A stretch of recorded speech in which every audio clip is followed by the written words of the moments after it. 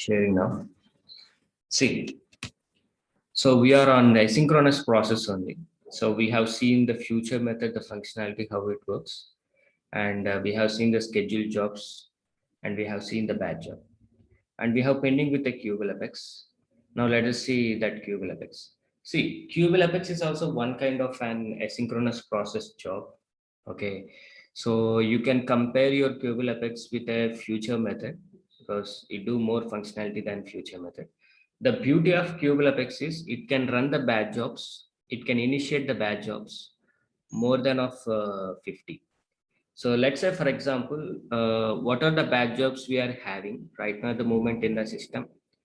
You can run up to 5 batch jobs. At a time, 5 batch jobs you can run it, but not more than that.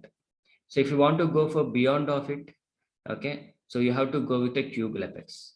So you can call Qubel Apex from triggers. Normally you can call from batch jobs, you can call, okay, you can call it from anywhere. So let us see how to create a Qubel Apex.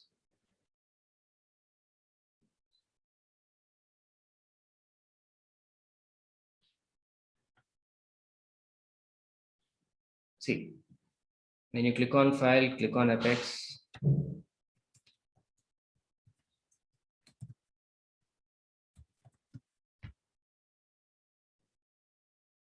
Okay, this is sample, this is a normal Apex class which I given.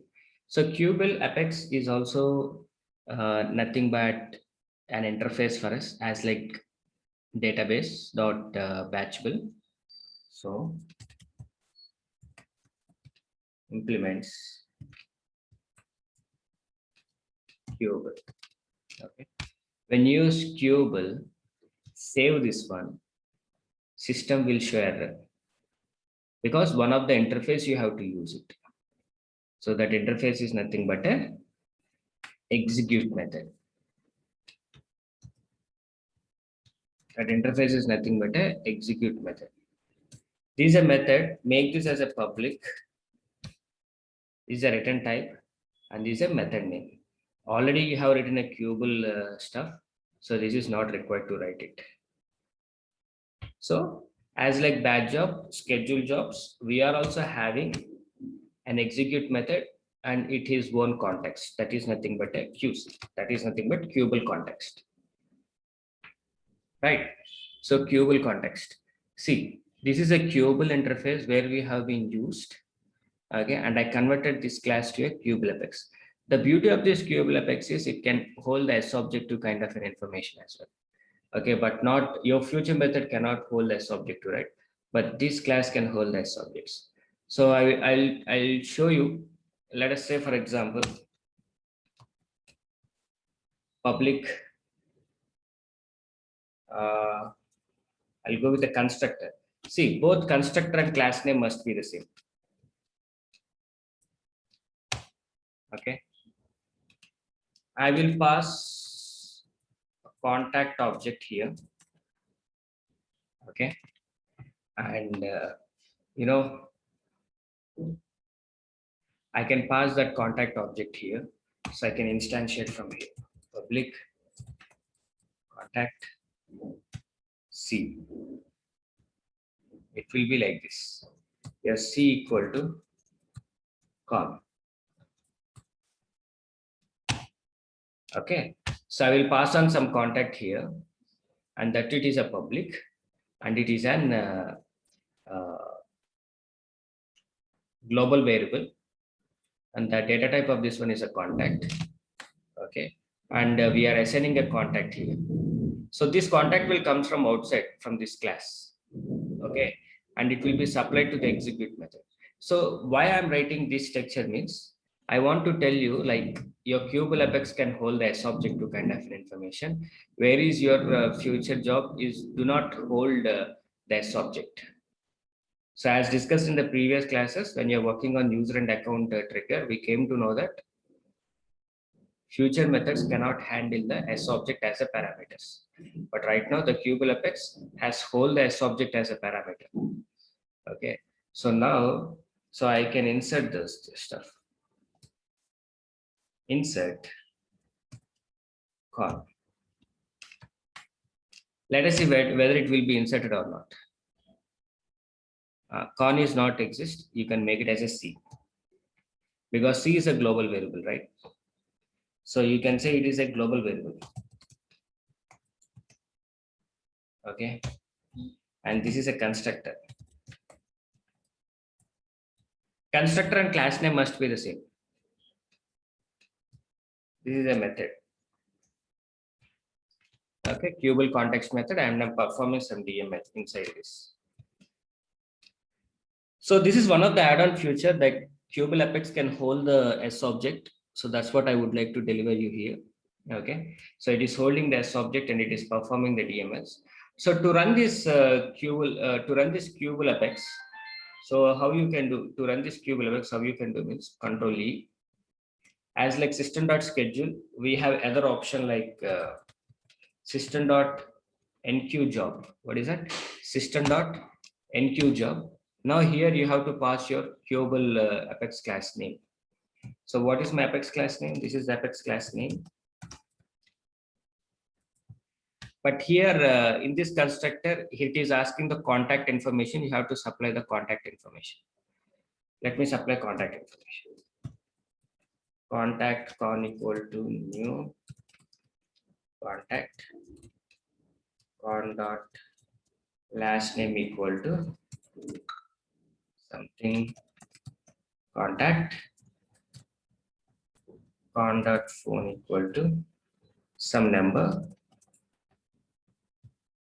And I'm not inserting the contact, but I separate that contact here as a parameter. So what happens? It accepts here and it instantiated here and it is visible to this C and this C is visible here. When you execute this class, it will be executed. So now you just put the object here. So I'll make like this. This is Qubel object. So beauty of this one is as like your future only, it will also wait for the time, okay, whenever the system resources are free. So as like future method, this Qubel Apex is also runs whenever system has a free time. Whenever the resources are free, then it will be added. So that means it will be also added in the queue. Okay, here you have enqueue job, system.enqueue job. Now execute this one. So it is executed. You can monitor here in the job section.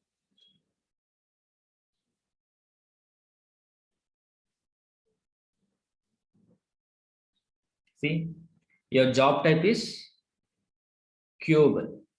Your job type is Qubel. Earlier we have done a future, scheduled, batch. Today we are seeing a Qubel context.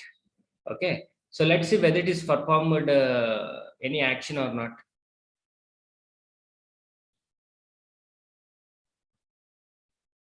Is it created today contacts?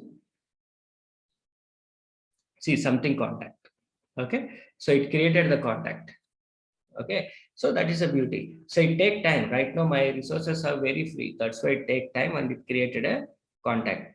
So what is the difference? You can also insert a record from schedule job also, right? In the sample example, I have taken a schedule job also, right? So what is the difference from there here and is schedule job can accept as objects, but it will take a specific time. You have to mention the time when it will be happen. Now coming back to your batch job is entirely different. There it runs in a chunks manner. It deals with bulk amount of data. That's a separate task. Now coming back to the future and this Qubel Apex, the difference, the major difference is future do not accept S object as a parameter. So we given as a primitive data types. But this Qubel Apex can accept the primitive and non-primitive also. That means S object also. So this is the best example where I passed the S object into this Qubel context and I have been inserted the data as well.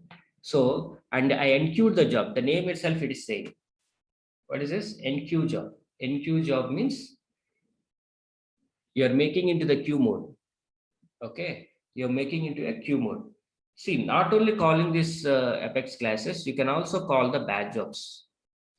So let us say, for example,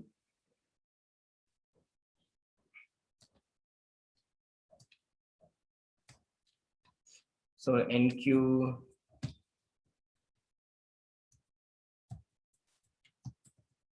coupon code apex. This is a normal class implements.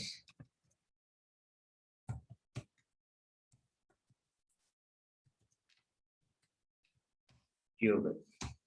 Then definitely a method will come into the picture. Let it save. Copy it. Public void. And this is a cubal context, so you don't require this.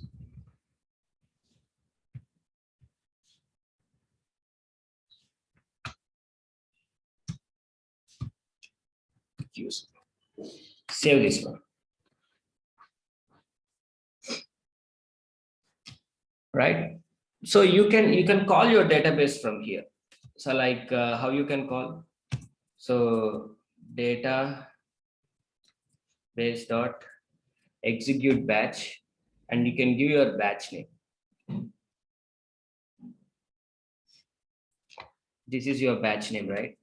Come here and put new and give your batch name.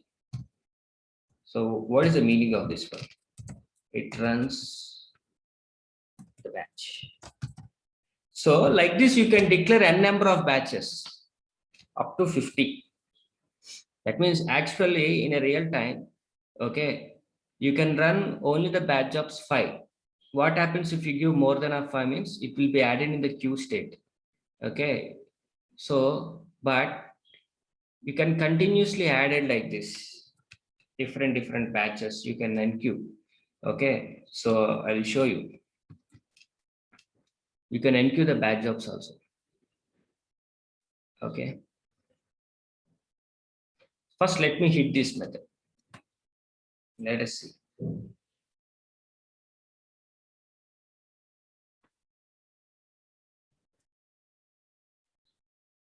Here, this class is not accepting the contact, so remove it. Okay. So when I call this one, it will run a batch job. Execute.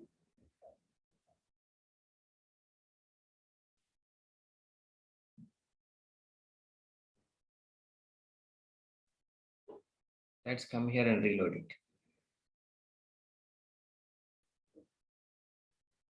See, it calls that one. It calls that batch job as well. So one job it has been taken, okay, and it completed right away. Okay, the queue will also completed. It comes to the queueable, okay, and it starts the batch job. Batch job has been associated, okay, and then next the queueable has been closed. Okay, so that's the beauty. Your queueable has a capacity to run another asynchronous process called as batch job. So not only this one. So let's comment out of this. We can enqueue the jobs also. Let us say, for example, system dot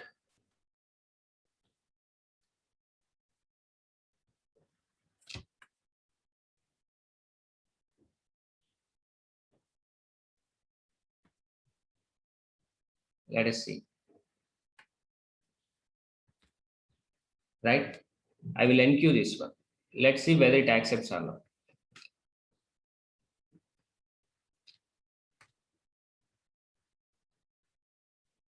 Okay. See. So that means I can enqueue, as I said earlier. So straightforwardly, I call a batch job. Okay. Now I'm calling another batch job as well. So we have different batches.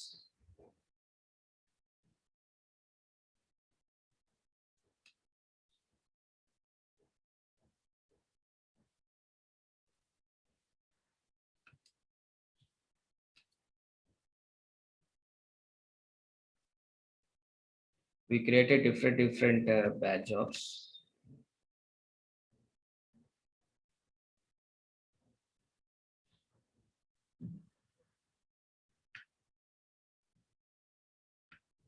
Let us say it will work or not.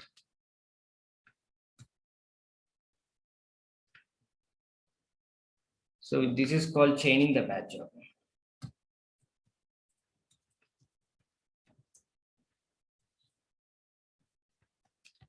So this is called chaining the batch job. First one, it will go this 1, 2, 3 like this. Up to 50, you can do it. Okay, let's try to execute this one. Control E. Okay, I will execute this class and it will enqueue this job, execute. So it is running successfully. Come here, reload this one. It's saying that class coupon code batch implements the Kubel interface. Failed.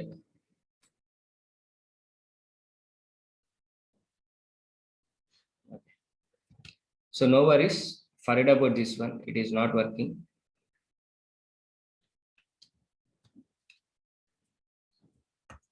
Okay.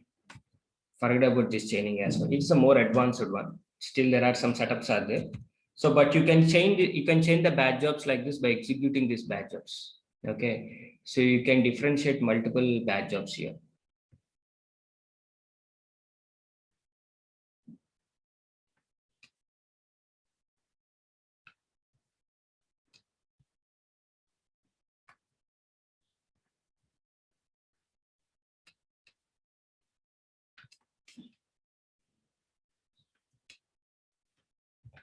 Give me a second. Like this, you can apply multiple things.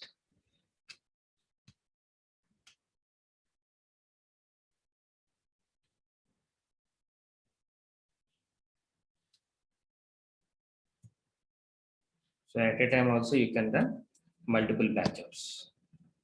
Let's see whether this one will work or not without any errors. Execute now. Like this 50, you can see it runs all these 3 batch jobs. Okay, so like this, it can be enqueue your batch jobs. It is called as chaining also. This is one kind of a mechanism of chaining. So there are 3 add-on advantages for your Kubel context. You can call the Kubel context from any other asynchronous process. That is one of the add-on advantage. And the next add-on advantage is it can deals with S object. And the third add-on advantage is like, it can run n number of batch jobs at a time. So up to 50 batch jobs it can run at a time in a single transaction. Okay, so that is the power of the Kubel Apex. So generally, people will deal like this when you're doing the bulk amount of triggered data. Okay, so they want to be slightly migrate the data from trigger to batch job. So you cannot directly call a trigger to a batch job. So that what they will do, they will switch the data to the Kubel context. From Kubel context, they will enqueue the batch jobs. So like that, they'll do but that is a most advanced kind of a concept actually where we are having. But for the time being, what you have to know is like, so just create a Kubel context and try to create the data. Once you're able to achieve it, and try to call your batch jobs from the Kubel context. And let us see. So these 2 things are required for you to work on the Kubel context. So this is a process of, asynchronous, the way how we deal. So generally, from triggers and from Apex classes, we came to know that all are belongs to the synchronous. That means you are expecting the results immediately. For a synchronous part, what we came to know is what are the job it happens. It happens in the future whenever the system is free. Okay, whenever the system is free. But where the data is storing is the data is storing in an object called as async object. What is that? Async Apex object. This object will hold all your data. What happens in the background?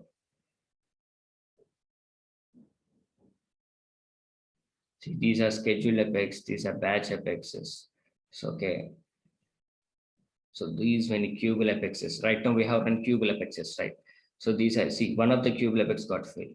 So like this scheduled Apex, like this multiple, whatever the stuff you have been done. So along with the record, along with that job ID, it is going to be stored here. Okay, so all your backend asynchronous process transactions related batches will be registered in this async apex object. This is one of the object. The people will ask you the entry question, so you have to be aware of it. Now going down, okay. See, how you see in a real time, what are the Apex class you write? Okay. Come here, click on develop, click on these Apex classes. What are the Apex classes you write? Okay, definitely, so what are the Apex classes? What are the Apex classes you are having? Okay, so if I open any one of the Apex class, let us say, for example, if I open this one. So this is an Apex class where it is calling some other method in the other Apex class. That is the beauty of this one. Okay, but if you see how many lines are there, the 3 lines of code is there and the coverage is 0. Why we need to be discuss about the coverage now? Okay, so to make a deploy of this class from sandbox to the production level, I repeat, we came to know that we know how to create objects, fields, applications, and we created the package XML file also for it, and we extracted and we downloaded that as well. Okay, now it's a time to be concentrate. Okay, so we know how to write a code, we know how to write triggers, Apex classes, batch jobs, Kubel Apex, schedule jobs, future methods. Whatever the stuff we have been written always belongs to the fundamentals. Okay, whatever the stuff I have been written, now I have to be pushed to the production. So to push to the production, you have to do one thing. So that one thing is nothing but, okay, you need to maintain a code coverage. So for every Apex class, there will be a code coverage. So right now we have written, not this one, this batch job, right? This batch job, how many lines of code? It is 18 lines of code. Okay, you can see here 40, but considerable code is only 18 lines. So you have to cover this 18 lines, okay, to push this batch job to a production. Okay, so that concept is nothing but a test classes. What is that? Test classes. Some people say that test method.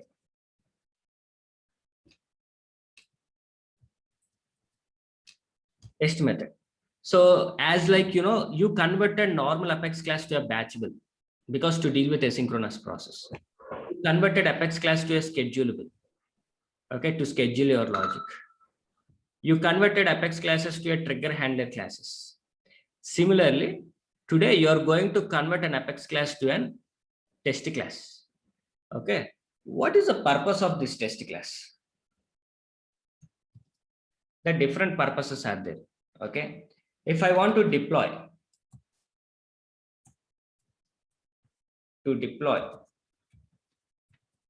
Apex code into production, we need at least 75% code coverage.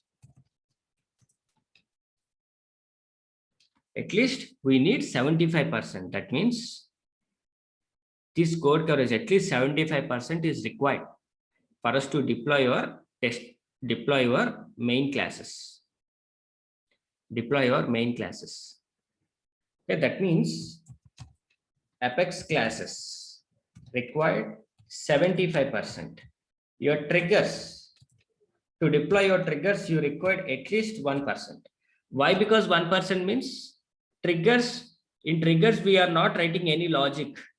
We are writing logic inside Apex class and we are calling that Apex class into a triggers. So to deploy your Apex class or a trigger, you require at least 75% code coverage on each.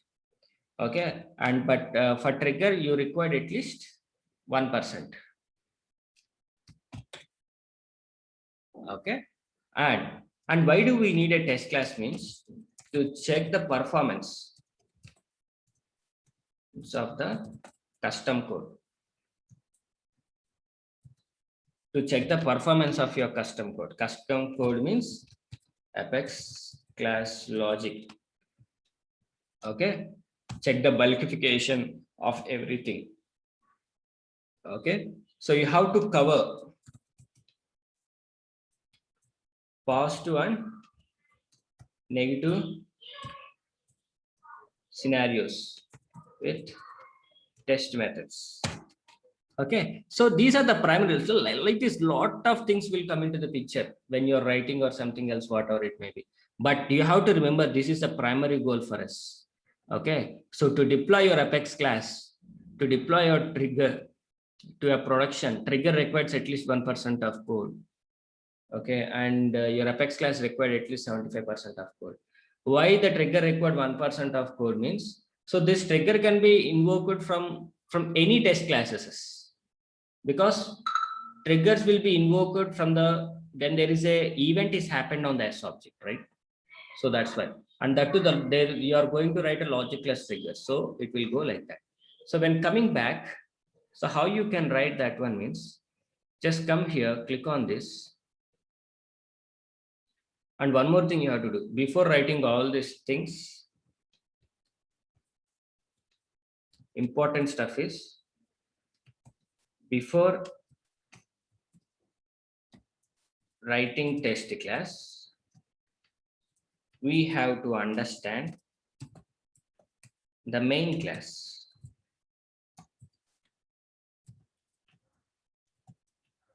This is very important. You put so many stars for this. Before writing a test class, you have to understand your main class. So let us say, for example,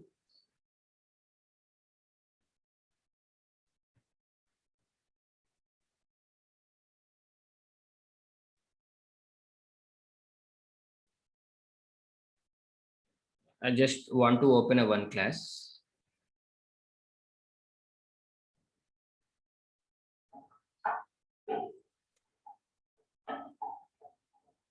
See, let me open this Apex class.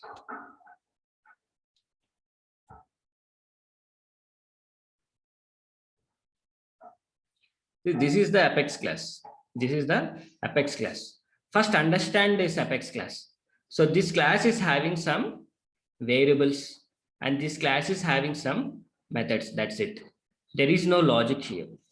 So, but how many lines of code is there? There are 13 lines of code. If I want to push this code to a production, I need 75% code coverage. So how to do that? So formats will be like this in the real time. Copy this class name, come here, Apex class, put this one, and they'll put at the end test. Save it. This is also normal Apex class. But why the reason to create this class means you are testing this class. Okay, so you can consider it as a test class. So this is a normal class. How this class becomes as a test class means you have to use @is_test. What is that? @is_test, and put see all data as false. Save it. See, it saved successfully. Now Salesforce consider this is Salesforce do not consider this class as a Apex class. Salesforce consider this class as a test class. Why? This is a normal class here. You did not mention any annotation here, but this is not a normal class. This is a test class because you applied an annotation. That means you are saying information to the system, boss, this is not a normal class. Okay, boss, this is not a normal class. This is an test class. How you mentioned here, you just give it as a @is_test. Now let's come here. Now you have to understand this one. You want to cover this method first. So if I invoke this method, definitely this logic will be executed. So let us see. Let's create a method now. Public static void do test.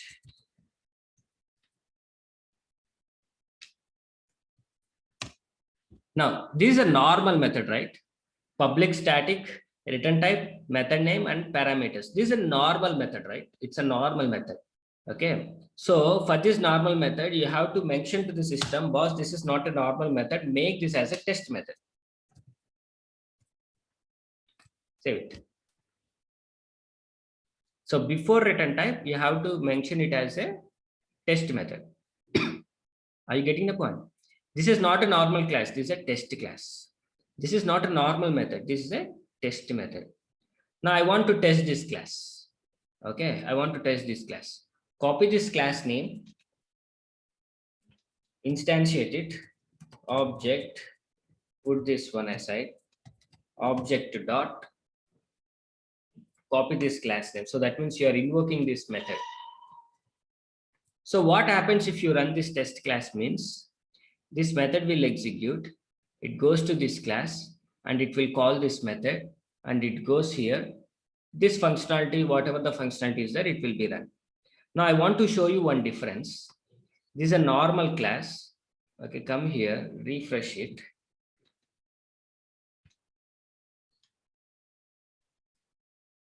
See, this is a test class.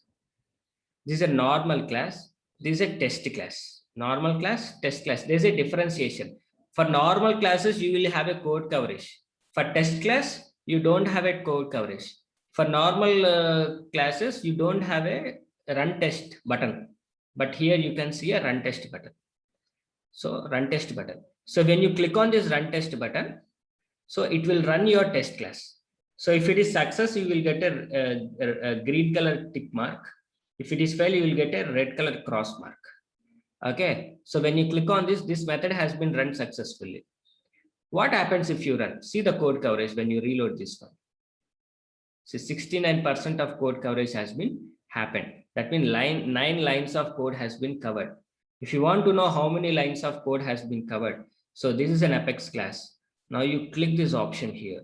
You can see 69%. Select this option. All these blue color lines are covered. All these red color lines are not covered. So that is the beauty. You can identify blue color lines are covered. So now, is this class is eligibility to be deployed? No. Why? Because it is a 69%. So now let's call this another method also. Obj dot. I just called another method, save it. You can also run this test class from here. Okay. Earlier I have run this test class from here directly, right? You can also run from anonymous window. You can also run from developer console by just clicking on the run test. See, the test class has been run successfully. If you want to know, you can see it onto the test logs. So this is a test method where you have been run and it is run successfully as well. Now you can see. So it is 76%. Now this class is eligibility to deploy. So now this class got eligibility requirement to deploy.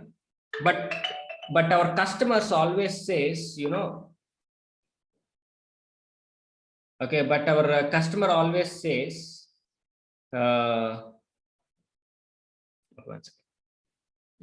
but our customer always says they'll expect more than a 75 to be code coverage. So let's cover more than, call another methods directly.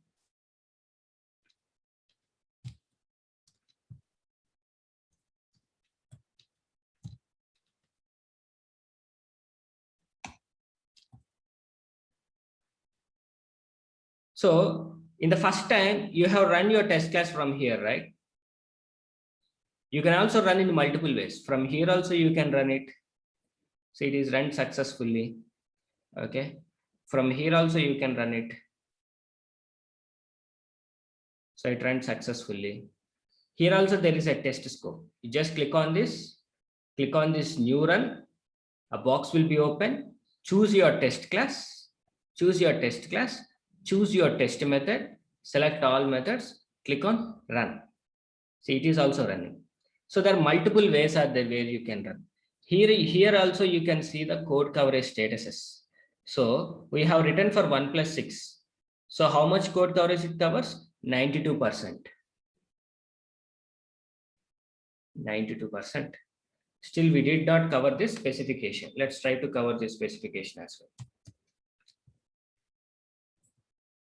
Either you can see the results directly on the framework or from the developer console. Either of the thing you can do it. Now it will cover 100%. See this? 100%. All methods and all variables has been covered. Now this class got an eligibility to deploy. So we are going to be deploy this class. Here you can see. Reload this 100%. So this is the way how we write test classes for a normal classes. Now let's write another test class where you are having object functionalities.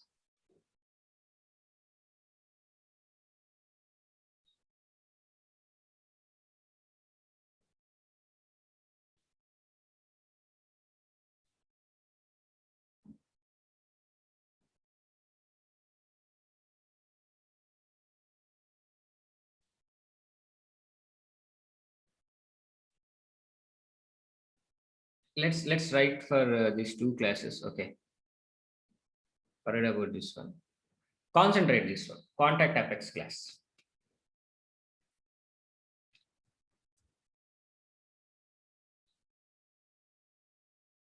So this is a one of the class, right? This is a one of the class.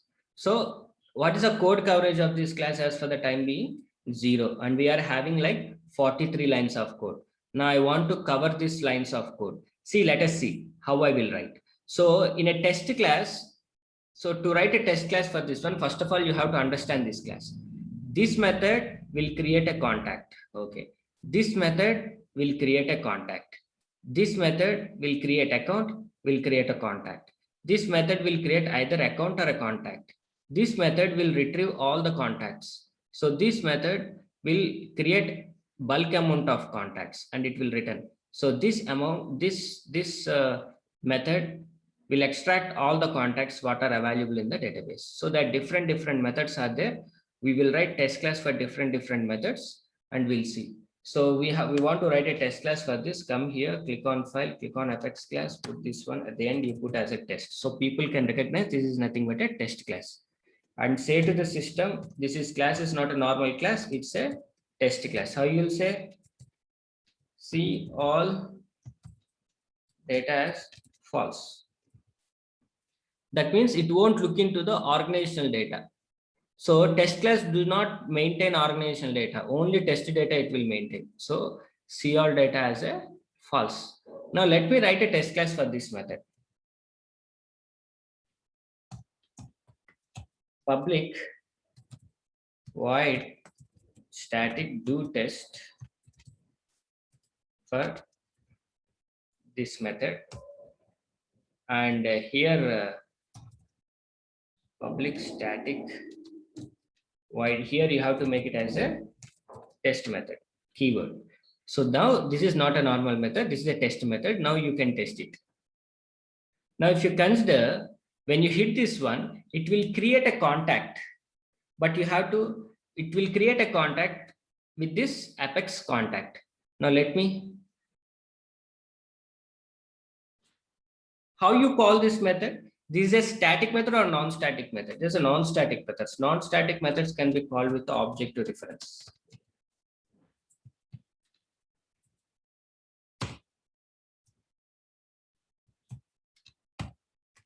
So definitely it will create a contact. It will create a contact. So now let's run this test class. This test, let's see whether it runs successfully or not. So it ran successfully. Okay, it ran successfully, no issues. This is a method which I wrote and no problem. Now you come here, check this one, 11% covered.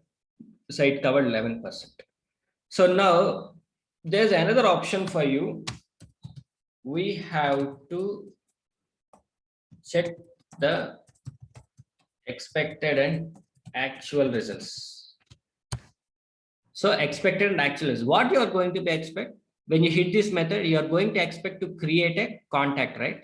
Let us see whether it is created a contact or not. Okay, I will write a query like this. Checking results. Select ID, comma, last name from contact. We know, don't ask me how to write these collection variables and everything because it's already done so many days back. Okay, this is a query. You know, this query, if it runs in a real time, definitely it gives a multiple contacts. We have like hundreds of contacts, more than of like 600 plus contacts are there. but you make it as see all data as a false. That means it won't touch the organizational data. It always goes to the test data, whatever created within this transaction. So what I'm expecting is, so how you can check a results means system dot asset equals. So you can use asset equals. So what is my expected result is 1. What is the actual size of this list? So this is expected. I'm expecting one contact to be created. Okay, so that's why I put 1. And how many contacts it has been written. This is an actual result. This is expected result. If there is any variation in this, if there is any variation in this, definitely the test class method will be failed. Okay.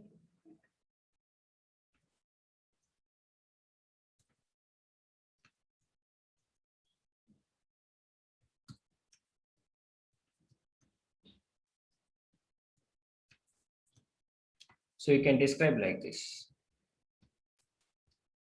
Okay. So this is a collection variable. If you run this collection variable in a real time, it gives more number of contacts, but you are running this query inside a test class and you are making see all data as a false. That means it won't look into the organizational data. It always look into the test data, what happens into this transaction. That is the beauty. See the variations, how we are doing. See the evolutions from the Salesforce, what we are doing every day. Now let's come here and execute this run test. See the test method runs successfully. Okay, that means there is no problem. So that means it is giving only one contact. Now let us say I'll just put as a 10. We know that this method is giving one contact, but to make you check better understanding, I just give it as a 10. And here I have a 1. 1 and 10 both are mismatched. So definitely it will throw an error. Let me save this code. Yeah, it saved successfully. Now you click on run test.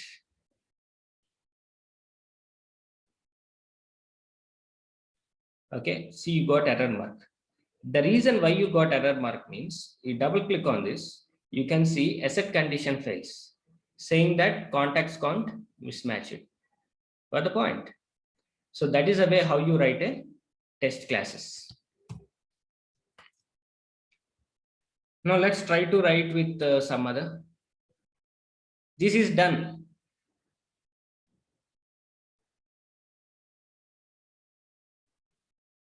Okay, this is done. This method is done.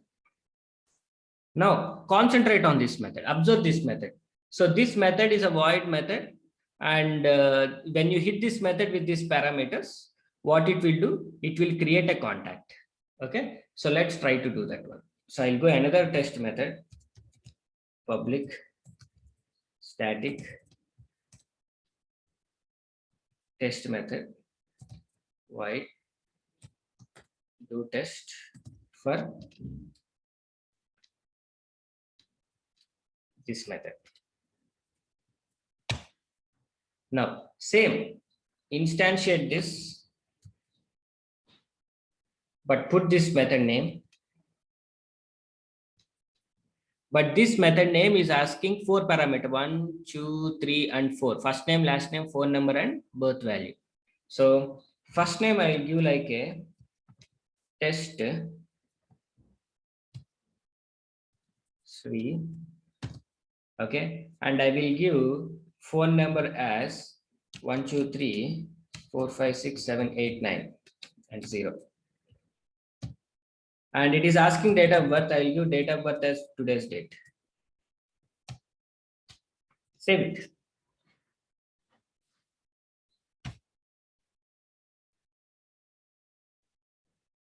One, two, three, four.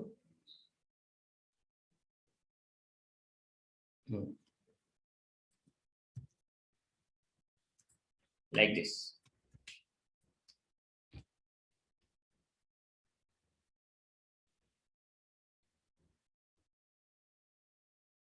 Why it is not accepting? Incorrect signature. Why date? Method does not exist. Oh, sorry. System dot today. Sorry. System dot today. Okay, it takes a today's date. Okay, and it populates like this. So now what happens is, okay, let us see what happens. Let's see whether it will create it or not. Later we'll check the results. Click on run test.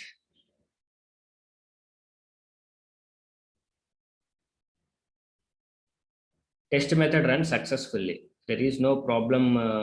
My test method. Now come here. We got 27%, and you can see this method is also called, and it also created a contact.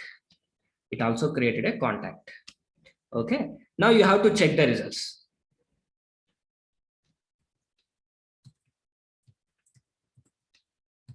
Check results. How can I check? Again, you have to query it. Okay. First name, last name, phone number,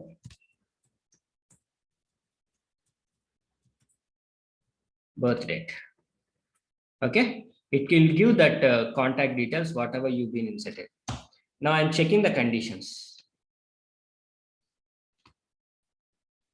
Only one contact will be created. That's I will put.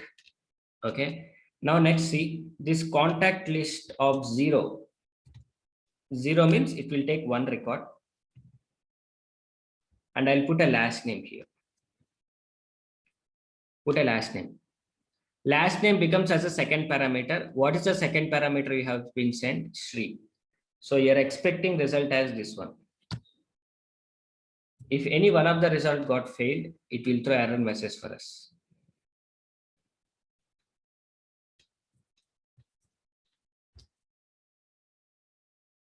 It will throw error and it will stop the execution.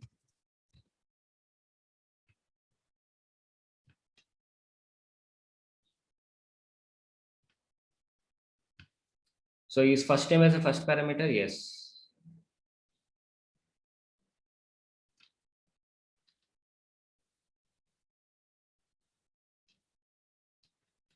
Now, phone number, we'll check with the phone number.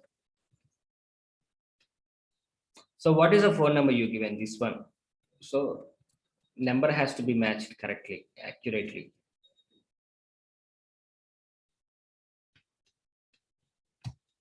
Similarly, you given a date. Date must be also in the accurate.